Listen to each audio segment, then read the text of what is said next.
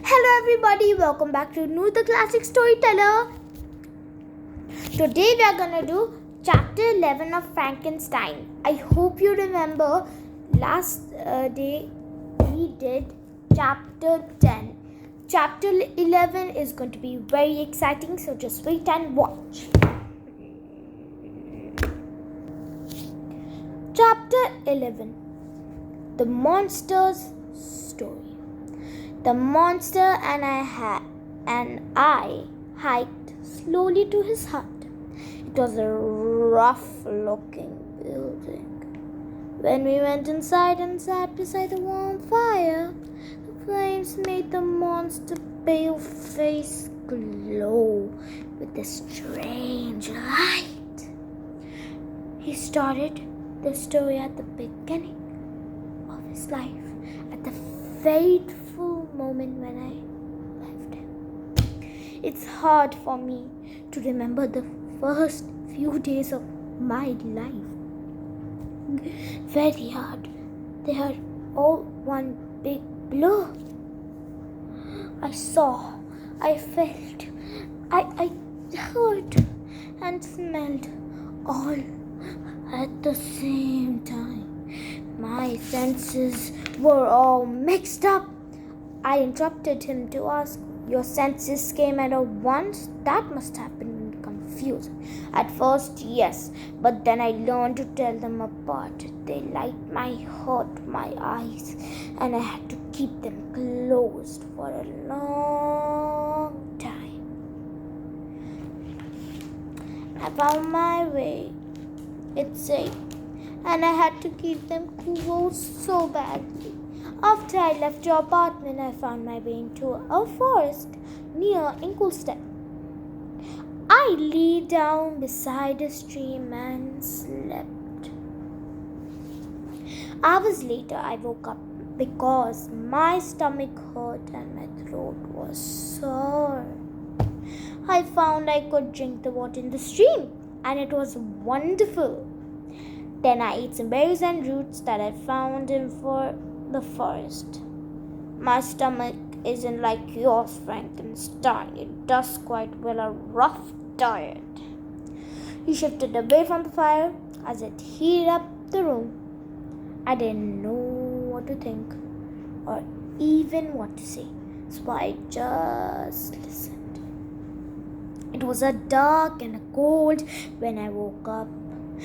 The clothes I wore weren't warm enough for the weather. I was unhappy. I was tortured. My arms and legs ached and my mind spun with my thoughts, none of which I understood. So I sat down and cried. I cried and cried. I didn't know what else to do. The moon lit up the sky and I felt better. I stood up and found an old cloak someone had thrown away under the tree. During the time when I felt everything at once, the only thing that made me feel better was the sight of the moon. It was so beautiful. It calmed me down. "How long did you stay in the forest?" I asked. "For many days. I had nowhere else to go. I stayed until I could calm my senses and tell one apart from the other." The monster cleared his throat before he continued. Like that. "One day, when it was a really cold night, I went for a long walk. A group of travelers had left behind a fire. When I sat down beside it, I was surprised to feel the heat, the burning heat. I put my hand right in the middle of it. How the pain that caused surprised me. He held up his hand so I could see the scar from the burn. Then he said, I examined the fire closely and thought it was made of wood. I went and gathered some more so I could keep the fire going. That night I slept there and felt warm for the first time in my life. It was a wonderful discovery. The rain fell heavily on the little hut. I could hear its heavy pitter-patter on the roof. I spent a lot of time in the forest. I ate berries, nuts, and roots, and I even learned to cook them on the fire so they tasted better. But as the weather changed from fall to winter, food became scarce. I knew I had to leave the forest. I came upon a small cabin. I looked warm and dry. I really wanted to go inside. There was snow on the ground now, and it was very cold. The door was open, so I walked in, and I saw an old man sitting by a fire making his breakfast. He turned around as I entered and then screamed so loudly that it hurt my ears. He jumped and ran away from me, just like you did after I took my very, very first sleep. I could feel the moment. I could feel the monster looking at me. But I didn't look up. He continued his story. I confess I ate the man's breakfast. It was wonderful. My stomach felt so full that I went to sleep right there on the floor. I knew I couldn't stay there after seeing the man's response to me for the first time in my life. For the first time in my life. I had to confess. I walked into town during the day. People were shocked and scared. They screamed and ran away at the sight of me. So someone even hit me with sticks and stones because they were so afraid. There was nothing I could do except away, and I do accept that it's all my fault. What kind of life is that, Frankenstein?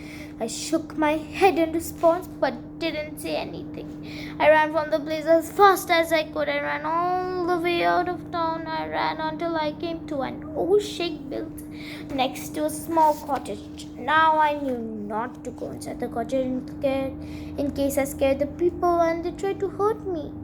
I crawled inside the shack and hid them. It wasn't much, but I was safe. There was a small hole in the wall that lived in the cabin. I saw a young girl whose name was Agatha carrying a pail of something into the house.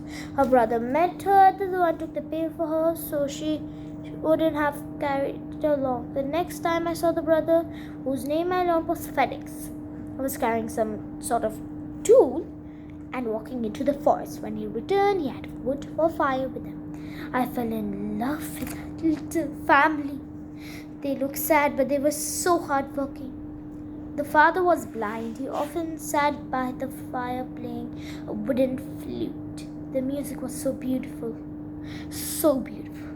I learned so much from them. I spent hours and hours watching them. I learned to speak by listening to them. I learned to read by hearing them tell stories to one another. I watched as they were kind and good to their father.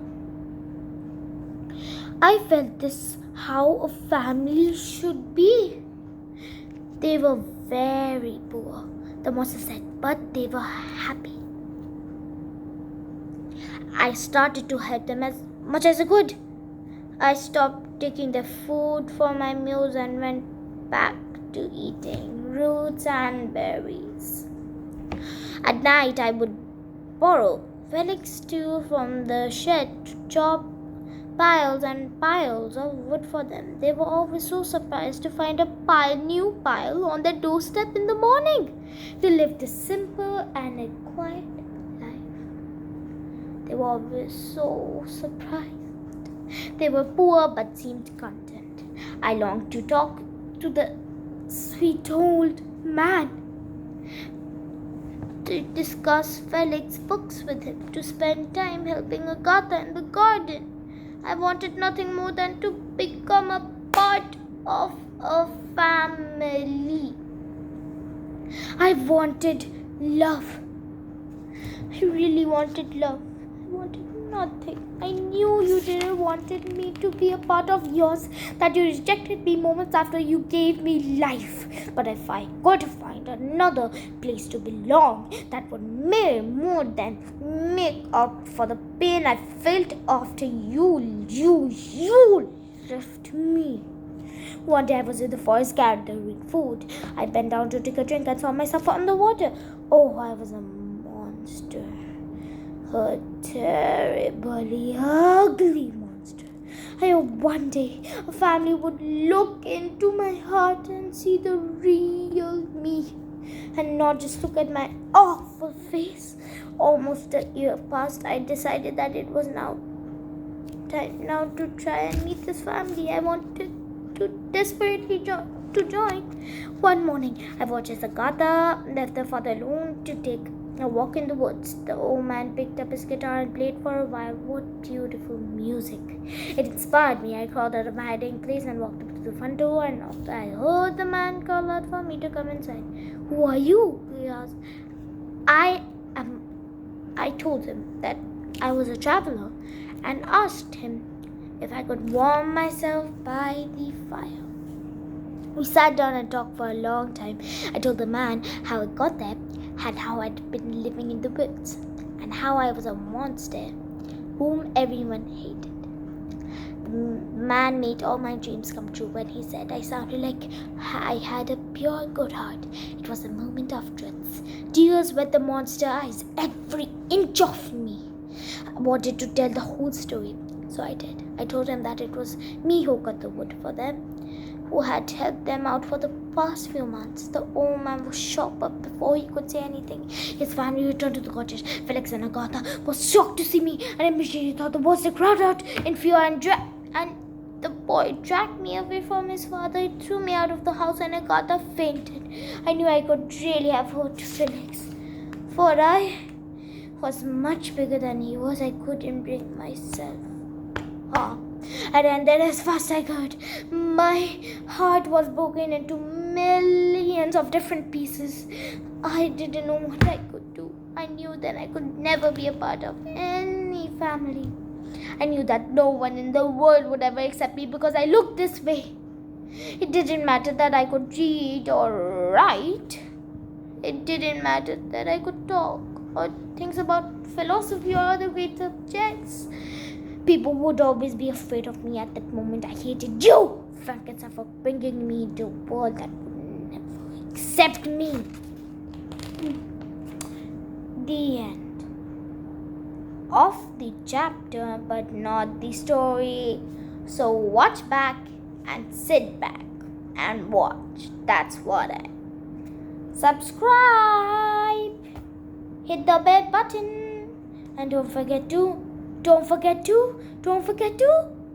like. Yes, like. Bye guys. See you next time.